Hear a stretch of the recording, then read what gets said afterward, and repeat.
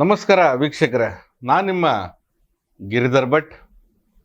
ವಿಶೇಷವಾಗಿ ಈ ದಿನ ನಿಮ್ಮ ಒಂದು ಮನೆಯಲ್ಲಿ ಈ ಹಣದ ಕೊರತೆ ಅನುಭವಿಸ್ತಾ ಇದ್ದರೆ, ಹಣಕಾಸಿನ ವಿಷಯವಾಗಿ ಬಹಳಷ್ಟು ಜಂಜಾಟಗಳು, ಕಾಡಾಟಗಳು, ಸಾಲದ ಬಾಧೆ ಅಥವಾ ಈ ಆರ್ಥಿಕವಾದಂತಹ ಮುಗ್ಗಟ್ಟಿನಲ್ಲಿ ತಾವು ಸಿಕ್ಕಾಕೊಂಡು ನರಳಾಟ ಮಾಡ್ತಾ ಇದ್ದರೆ, ಖಂಡಿತವಾಗಿ ಅದಕ್ಕೆ ಪರಿಹಾರ ಉಪಾಯವನ್ನು ತಿಳಿಸ್ಲಿಕ್ಕೆ ನಾನು ಬಯಸ್ತಾ ಇದ್ದೇನೆ. ನೋಡಿ, ಹಣ ಹಣ ಹಣ ಏನಕ್ಕೆ ಬೇಡ? ಎಲ್ಲದಕ್ಕೂ ಬೇಕಾಗಿದೆ. ಈ ದಿನ ಒಂದು ಸೌಲಭ್ಯವನ್ನು ಪಡೀಲಿಕ್ಕೂ ಸಹ ಆರ್ಥಿಕವಾದಂತಹ ಒಂದು ಅಂಶಗಳನ್ನೇ ಪರಿಗಣನೆಗೆ ತೆಗೆದುಕೊಳ್ಳುವಂಥದ್ದು. ನಾವು ದುಡಿತೀವಿ, ಕಷ್ಟಪಡ್ತೀವಿ, ಶ್ರಮಕ್ಕೆ ತಕ್ಕ ಹಾಗೆ ಪ್ರತಿಫಲ ಇಲ್ಲ. ಅಥವಾ ಕೈ ತುಂಬ ದುಡಿತೀನಿ, ತಿಂಗಳಾನುಗಟ್ಟಲೆ ದುಡಿತೀನಿ, ಆದರೆ ಉಳಿತಾಯ ಅನ್ನೋದಿಲ್ಲ. ಹಣಕಾಸಿನ ಹಪಹಪಿ ಹೆಚ್ಚಾಗುತ್ತೆ, ಬರೋ ದುಡ್ಡು ಯಾವುದೇ ರೀತಿಯಲ್ಲಿ ನಿಲ್ತಾ ಇಲ್ಲ, ಆರ್ಥಿಕವಾಗಿ ಬಿದ್ದೋಗಿದೆ, ವ್ಯಾವಹಾರಿಕವಾಗಿ ನಷ್ಟ ಆಗಿದೆ, ಮಾನಸಿಕವಾಗಿ ನಿತ್ರಣ ಆಗುವಂಥ ಸ್ಥಿತಿಗೆ ತಲುಪಿದ್ದೇವೆ. ಇಂತಹ ಒಂದು ವಿಷಯ, ಒಂದು ಅಸಂತೋಷದ ಭಾವನೆಯಲ್ಲಿ ಜನಮಾನಸ ಕೊರಗ್ತಾ ಇದೆ. ಬೆಳಿಗ್ಗೆ ಹೇಳ್ತಾರೆ, ಕಷ್ಟಪಡ್ತಾರೆ, ದುಡಿತಾರೆ, ಆ ದುಡಿಮೆಗೆ ತಕ್ಕ ಹಾಗೆ ಪ್ರತಿಫಲ ಸಿಗೋದಿಲ್ಲ, ಅಥವಾ ದುಡಿದ್ರೂ ಹಣ ಉಳಿತಾಯ ಆಗೋದಿಲ್ಲ. ಯಾವುದಾದ್ರೂ ಒಂದು ಸನ್ನಿವೇಶ, ಸಂದರ್ಭದ ಒಂದು ಅಲೆಯಲ್ಲಿ ಆ ಬಂದಿರತಕ್ಕಂಥ ಹಣವೂ ಸಹ ಹಾಳಾಗಿ ಹೋಗ್ಬೋದು, ನಶಿಸಿ ಹೋಗ್ಬೋದು, ಕೊಚ್ಕೊಂಡು ಹೋಗ್ಬೋದು, ಕಡಿಮೆ ಆಗ್ಬೋದು. ಅಥವಾ ಆರ್ಥಿಕವಾದಂತಹ ಒಂದು ಪ್ರಯೋಜನಕಾರಿಯಾದಂತಹ ಏನಾದರೂ ಒಂದು ಇನ್ವೆಸ್ಟ್ಮೆಂಟ್ ಮಾಡಬೇಕು, ಬಂಡವಾಳ ಕ್ರೋಢೀಕರಣ ಮಾಡಬೇಕು, ಅಥವಾ ಎಲ್ಲಾದರೂ ಹೋಗಿ ಒಂದು ಆ ಹಣವನ್ನು ರಕ್ಷಣೆ ಮಾಡಿ ಸೇವಿಂಗ್ ಮಾಡಬೇಕು ಎಂಬತಕ್ಕಂಥ ಒಂದು ಮನೋಭಾವನೆಯಲ್ಲಿರ್ತದೆ. ಅದೂ ಕೂಡ ನಿಮ್ಮ ಕೈಯಿಂದ ಸಫಲತೆ ಅನ್ನೋದು ಪಡಿತಾ ಇರೋದಿಲ್ಲ. ದುಡಿದಿದ್ದಕ್ಕಿಂತ ಹೆಚ್ಚಾಗಿ ಸಾಲದ ಹೊರೆನೇ ಹೆಚ್ಚಾಗಿರುತ್ತೆ, ಹಣ ಬಂದಿದ್ದಕ್ಕಿಂತ ಖರ್ಚಾಗೋದೇ ಹೆಚ್ಚಾಗಿರುತ್ತೆ. ಹಣಕಾಸಿನ ಸ್ಥಿತಿ ಡೋಲಾಯಮಾನವಾದಂತಹ ಪರಿಸ್ಥಿತಿಗೆ ಎಡೆ ಮಾಡಿಕೊಟ್ಟಿರುತ್ತೆ. ನಿಮ್ಮ ಒಂದು ಜಂಜಾಟ ಆರ್ಥಿಕವಾಗಿ ನೀವಾಗಿರೋದಿಲ್ಲ, ಬಹಳಷ್ಟು ಒಂದು ವ್ಯಾಕುಲತೆ ಅನ್ನೋದನ್ನ ಅನುಭವಿಸ್ತಾ ಇರ್ತೀರ. ಈ ಒಂದು ಪರಿಸ್ಥಿತಿ ನಿಮ್ಮ ಮನೆಯಲ್ಲಿ ಮನೆ ಮಾಡಿದರೆ, ಈ ಮನೆಯಲ್ಲಿ ದುಡ್ಡು ಉಳಿತಾಯ ಆಗ್ತಾ ಇಲ್ಲ ಎಂಬತಕ್ಕಂತಹ ಒಂದು ಸನ್ನಿವೇಶಗಳಿದ್ರೆ, ಅಥವಾ ಈ ಮನೆಯಲ್ಲಿ ಹಣದ ಒಂದು ಕೊರತೆ, ಆರ್ಥಿಕ ಮುಗ್ಗಟ್ಟು, ಬೆಳವಣಿಗೆ ಆಗ್ತಾ ಇಲ್ಲ, ಹಣಕಾಸಿನ ವಿಷಯದಲ್ಲಿ ಪ್ರತಿಯೊಂದರಲ್ಲೂ ಸಹ ಏಳಿಗೆ ಆಗ್ತಾ ಇಲ್ಲ ಎಂಬುದಾಗಿ ನಿಮ್ಮಲ್ಲಿ ಒಂದು ಸಂಕೋಚ ಅಥವಾ ಅಸಂತುಷ್ಟದ ಭಾವನೆ ಕಾಣ್ತಾ ಇದ್ರೆ, ಖಂಡಿತ ಈ ಪರಿಹಾರ ನಿಮಗೆ ಮಾರ್ಗ ನೀಡುತ್ತೆ, ದಾರಿ ನೀಡುತ್ತೆ. ಹಾಗೆ ಆ ಮನೆಯಲ್ಲಿರ್ತಕ್ಕಂಥ ಋಣಗಳಾಗಿರ್ಬೋದು, ಋಣಾತ್ಮಕವಾದಂಥ ವಿಷಯಗಳಾಗಿರ್ಬೋದು, ಋಣ ಕ್ಲೇಶಗಳಾಗಿರ್ಬೋದು, ಅದನ್ನು ತೆಗೆದು ನಿಮ್ಮ ಹಣ, ನಿಮ್ಮ ಮನೆಯ ಹಣ, ಅಥವಾ ನೀವು ದುಡ್ದಿರ್ತಕ್ಕಂಥ ಹಣದ ಹೊಳೆ ಹೆಚ್ಚಾಗುವಾಗ ಮಾಡುತ್ತೆ. ಆ ಹಣಕಾಸಿನ ಸ್ಥಿತಿಯಲ್ಲಿ ತಾವು ಬಲಾಢ್ಯರನ್ನಾಗಿ ನಿರ್ಮಾಣ ಮಾಡಲಿಕ್ಕೆ ಇದು ಸಹಕಾರ ನೀಡುತ್ತೆ. ಹಾಗೆ ಆರ್ಥಿಕವಾದಂತಹ ಒಂದು ಉತ್ತೇಜನಕಾರಿಯಾಗಿ ಆ ಹಣದ ವಹಿವಾಟು ಸುಲಭವಾಗಿ ನಡೆಯುವಂಥ ಒಂದು ಸ್ಥಿತಿಗೆ, ಬೇಡದೇ ಇರುವಂತಹ ಒಂದು ಸ್ಥಿತಿಗೆ ಇದು ತೆಗೆದುಕೊಂಡು ಹೋಗುತ್ತೆ. ಆ ಒಂದು ರೀತಿಯಾದಂಥ ಪರಿಹಾರ ಕ್ರಮ ಇದಾಗಿದೆ, ಉಪಾಯ ಇದಾಗಿದೆ. ನೋಡಿ, ನೀವು ಮಾಡಬೇಕಾಗಿರ್ತಕ್ಕಂಥದ್ದು ಕುಬೇರ ಮೂಲೆ ಎಂಬುದಾಗಿ ನಾವು ನೋಡ್ತೇವೆ. ಕುಬೇರ ಮೂಲೆ ಎಂಬತಕ್ಕಂಥದ್ದು ಪಶ್ಚಿಮ ಮತ್ತು ದಕ್ಷಿಣದ ದಿಕ್ಕಿನ ಮಧ್ಯಭಾಗದಲ್ಲಿ ಬರ್ತಕ್ಕಂಥದ್ದು ಕುಬೇರ ಮೂಲೆ, ಅಥವಾ ನೈಋತ್ಯ ಮೂಲೆ ಎಂಬುದಾಗಿ ಹೇಳ್ತೇವೆ. ಈ ನೈಋತ್ಯ ಮೂಲೆ ಅಥವಾ ಈ ಕುಬೇರ ಮೂಲೆಯಲ್ಲಿ ತಾವು ಈ 5 ವಸ್ತುಗಳನ್ನು ಒಂದು ಬಟ್ಟೆಯಲ್ಲಿ ಕಟ್ಟಿ, ಅಥವಾ ಕೆಂಪು ವಸ್ತ್ರದಲ್ಲಿ ಕಟ್ಟಿ, ಅಥವಾ ಬಿಳಿ ವಸ್ತ್ರದಲ್ಲಿ ಕಟ್ಟಿ ಒಂದು ಮೂಲೆಯಲ್ಲಿ ಇಡುವಂಥ ಒಂದು ವ್ಯವಸ್ಥೆ ಮಾಡಿ. ಅರೆ, ಈ ವಸ್ತುಗಳು ಇಟ್ಟಿದ ತಕ್ಷಣ ಏನಾಗುತ್ತೆ? ಹಣ ಬಂದುಬಿಡುತ್ತಾ, ದುಡಿದೇನೆ ಹಣ ಬರುತ್ತಾ ಎಂಬುದಾಗಿ ಮನಸ್ಸಿನಲ್ಲಿ ಬರ್ಬೋದು. ಅದು ವಿಷಯ ಅಲ್ಲ. ಈ ಒಂದು ವಸ್ತುಗಳ ಒಂದು ಚರ್ಯೆ ಏನಿದೆ, ವಿಷಯ ಏನಿದೆ, ಬಹಳಷ್ಟು ಒಂದು ಅಭಿವೃದ್ಧಿಗೆ ಪೂರಕವಾಗಿರ್ತಕ್ಕಂಥ ಒಂದು ಪರಿಹಾರ ಆಗಿರುತ್ತೆ.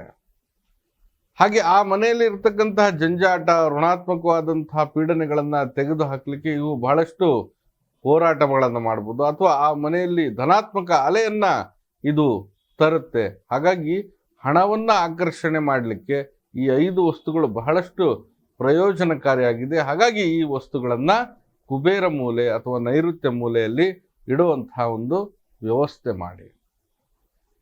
ಯಾವ್ಯಾವು 5 ವಸ್ತುಗಳು ನೋಡಿ? ಮೊದಲನೇದಾಗಿ ಹೇಳಬೇಕಂತಂದರೆ ಕಪ್ಪು ಅರಿಶಿಣ ಎಂಬುದಾಗಿ ನಾವು ನೋಡ್ತೇವೆ. ಕಪ್ಪು ಅರಿಶಿಣ ಬಹಳ ಉತ್ಕೃಷ್ಟವಾಗಿರ್ತಕ್ಕಂಥದ್ದು.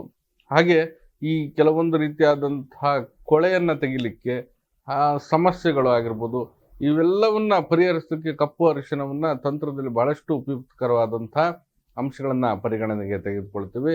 ಹಾಗಾಗಿ ಈ ಕಪ್ಪು ಅರಿಶಿಣ ಈ ಒಂದು ವ್ಯವಸ್ಥೆಯಲ್ಲಿ ತಂದಿಡಬೇಕು. ಇದರ ಜೊತೆಗೆ ಕಪ್ಪು ಉಪ್ಪು, ಬಿಳಿ ಉಪ್ಪನ್ನು ನೋಡಿರ್ತಾರೆ ಬಹಳ, ಕಪ್ಪು ಉಪ್ಪು ಉಂಟು. ಆ ಕಪ್ಪು ಉಪ್ಪನ್ನು ತಾವು ತಂದಿಡೋದ್ರಿಂದ ಇಲ್ಲಿ ಋಣಗಳಿದ್ದರೆ, ಸಾಲದಂತಹ ದೋಷಗಳಿದ್ದರೆ ಅಥವಾ ಋಣಗಳನ್ನು ಕಳೀಲಿಕ್ಕೆ ಉಪ್ಪು ಬಹಳಷ್ಟು ವಿಮೋಚನೆಗೆ ರಹದಾರಿ ಆಗಿರುತ್ತೆ. ಹಾಗಾಗಿ ಅಲ್ಲಿನ ಒಂದು ವಾತಾವರಣ ದಾರಿದ್ರ್ಯ ಪೂರ್ವಕವಾಗಿದ್ದರೆ ಆ ಉಪ್ಪಿನ ಒಂದು ವಿಶೇಷತೆಯಿಂದ ಅಲ್ಲಿ ಸ್ವಚ್ಛತೆ ಮಾಡುತ್ತೆ ಆ ಸ್ಥಳ, ಜಾಗ, ವಿಷಯ. ಹಾಗಾಗಿ ಕಪ್ಪು ಉಪ್ಪು ಬಹಳ ಪ್ರಯೋಜನಕಾರಿ. ಇದರ ಜೊತೆಗೆ ಕಲ್ಲು ಸಕ್ಕರೆ ನೋಡಿರ್ತೇವೆ, ಸಕ್ಕರೆ ಅಥವಾ ಸಿಹಿಯಾದಂಥ ಒಂದು ವಿಚಾರ, ಕಲ್ಲು ಸಕ್ಕರೆ ಬಹಳ ಉತ್ಕೃಷ್ಟವಾಗಿರೋದು. ಅಲ್ಲಿ ಒಂದು ಪಾಸಿಟಿವ್ ಆಗಿ ಬೇಕಾಗಿದೆ, ಬೆಳವಣಿಗೆಗೆ ದಾರಿಗೆ ಸೂಚಕವಾಗಿ ಈ ಕಲ್ಲು ಸಕ್ಕರೆ ಉಪಯುಕ್ತಕರವಾಗಿರುತ್ತೆ. ಜೊತೆಗೆ ಕಸ್ತೂರಿ ವಿಶೇಷವಾಗಿ ಸಿಗತಕ್ಕಂಥ ವನಸ್ಪತಿ ಮೂಲಿಕೆ ಇದು. ಈ ಕಸ್ತೂರಿಯನ್ನು ತಾವು ತೆಗೆದುಕೊಳ್ಳಿ. ತದನಂತರವಾಗಿ ಗೋರಂಜನ, ಈ ಗೋವಿನಿಂದ ಮಾಡತಕ್ಕಂಥ ಒಂದು ಕುಂಕುಮದ ದ್ರವ್ಯ ಇದಾಗಿದೆ ಗೋರಂಜನ. ಈ 5 ವಸ್ತುಗಳು ಏನಿದ್ದಾವೆ, ಕಪ್ಪು ಅರಿಶಿಣ, ಕಪ್ಪು ಉಪ್ಪು, ಕಲ್ಲು ಸಕ್ಕರೆ, ಹಾಗೆ ಕಸ್ತೂರಿ, ಗೋರಂಜನ, ಈ 5 ವಸ್ತುಗಳನ್ನು ಕೆಂಪು ಅಥವಾ ಬಿಳಿ ಬಟ್ಟೆಯಲ್ಲಿ ಮೂಟೆಯ ಸ್ವರೂಪವಾಗಿ ಕಟ್ಟಿ ನೈಋತ್ಯ ಅಥವಾ ಕುಬೇರ ಮೂಲೆ ಅಥವಾ ಪಶ್ಚಿಮ ಮತ್ತು ದಕ್ಷಿಣದ ಮಧ್ಯಭಾಗದ ಮೂಲೆ ಏನಿದೆ ಆ ಜಾಗದಲ್ಲಿ ಇಡೋದ್ರಿಂದ ಖಂಡಿತವಾಗಿ ಆರ್ಥಿಕ ಉತ್ತೇಜನಕಾರಿಯಾದಂಥ ಅಂಶಗಳು ಪಸರಿಸಿಕೊಳ್ಳುತ್ತವೆ. ಹಣಕಾಸಿನ ಹರಿವು ಹೆಚ್ಚಾಗುತ್ತೆ, ಬರುವಂಥ ಹಣ ಉಳಿತಾಯ ಆಗುತ್ತೆ. ಹಣದ ಸಮಸ್ಯೆಗಳು, ಜಂಜಾಟಗಳು, ಏನು ದುಡ್ಡು ನಿಲ್ತಾ ಇಲ್ಲ, ದುಡ್ಡಿನ ಹಪಾಪಿ ಇದೆ, ದುಡ್ಡಿನ ಸಮಸ್ಯೆ ಅನುಭವಿಸ್ತಾ ಇದ್ದೀರಾ, ಇವೆಲ್ಲವೂ ಸಹ ಪರಿಹಾರ ಆಗುತ್ತೆ. ಮಾತಾ ಮಹಾಲಕ್ಷ್ಮಿ ದೇವಿಯ ಅನುಗ್ರಹವಾಗುತ್ತೆ. ಇದರಿಂದ ನಿಮ್ಮ ಮನೆಯಲ್ಲಿ ಸೌಭಾಗ್ಯ, ಧನಪ್ರಾಪ್ತಿ ಆಗ್ತಕ್ಕಂಥದ್ದು ನಿಸ್ಸಂಶಯವಾಗಿದೆ. ಹಾಗಾಗಿ ಇದನ್ನು ತಾವು ಮಾಡಿ, ಖಂಡಿತ ಇದರಿಂದ ಬಹಳಷ್ಟು ಪ್ರಯೋಜನ ಅನ್ನೋದನ್ನ ಪಡಿಬೋದು. ಹಣಕಾಸಿನ ಸಮಸ್ಯೆ ಅನ್ನೋದನ್ನ ನಿವಾರಿಸಿ ನಿಮ್ಮ ಮನೆಯ ಒಂದು ವಸ್ತುಸ್ಥಿತಿ ಏನು ಅನುಪಯುಕ್ತವಾಗಿ ನಡೀತಾ ಇದೆ ಸ್ಥಿತಿಗಳು ಅವೆಲ್ಲವೂ ಸರಿಪಡಿಸಿಕೊಂಡು ನಿಮ್ಮ ಮನೆಯನ್ನು ಒಂದು ಸುಸ್ಥಾನದಲ್ಲಿ, ಸುಸ್ಥಿತಿಯಲ್ಲಿ ತೆಗೆದುಕೊಂಡು ಹೋಗ್ತಕ್ಕಂಥ ಅಂಶ ಇದಾಗಿರೋದ್ರಿಂದ ತಾವು ಈ ಕಾರ್ಯವನ್ನು ತಪ್ಪದೇ ಮಾಡಿ. ಖಂಡಿತ ಇದರಿಂದ ಉತ್ತಮವಾದಂತಹ ಪರಿಹಾರ, ಫಲಿತಾಂಶ ಅನ್ನೋದನ್ನ ಪಡಿಬೋದಾಗಿದೆ. ಅಂತಹ ಉತ್ಕೃಷ್ಟವಾದಂಥ ಈ ಮೂಲಿಕೆಗಳು, ಈ ವಸ್ತುಗಳು ಇವೆಲ್ಲವೂ ನೋಡಿ ಎಲ್ಲೂ ಸಿಗೋದಿಲ್ಲ ನಿಮಗೆ ಹೇಳ್ಕೊಡ್ಬೇಕಂತಂದರೆ. ಇವೆಲ್ಲ ಕೆಲವೊಂದು ಅನುಭವಗಳು, ಹಿರಿಯರಿಂದ ಬಂದಿರತಕ್ಕಂಥ ವಿಷಯಗಳು, ಹಾಗೆ ಈ ಸಂಸ್ಕಾರ ಸಂಪ್ರದಾಯದಿಂದ ಬಂದಿರತಕ್ಕಂಥ ಕಲೆಗಳಿವೆ.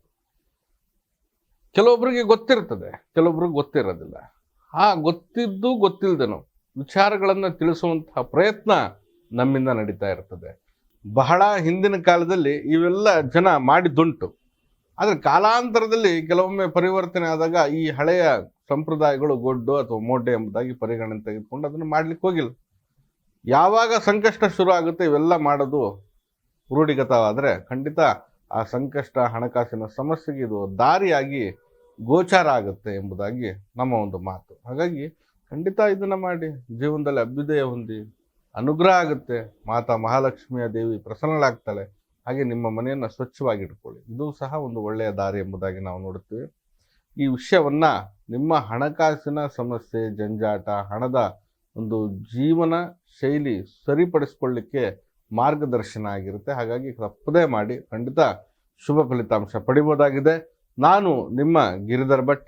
ನಿಮ್ಮ ಸಮಸ್ಯೆಗಳು ಏನಾದರೂ ಇದ್ದರೆ ಖಂಡಿತವಾಗಿ ಕರೆ ಮಾಡಿ, ಸಮಾಲೋಚನೆ ಮಾಡಿ, ಅಥವಾ ನಮ್ಮ ಕಚೇರಿ ಯೂನಿವರ್ಸಿಟಿ ಕ್ವಾರ್ಟರ್ಸ್ ಬೆಂಗಳೂರು ಜ್ಞಾನ ಭಾರತಿ ಇಲ್ಲಿದೆ. ಖಂಡಿತ ಇಲ್ಲೂ ಸಹ ತಾವು ಮೊದಲೇ ಫೋನಿನ ಮೂಲಕ ಸಮಯ ನಿಗದಿ ಮಾಡಿಕೊಂಡು ಬರ್ಬೋದಾಗಿದೆ.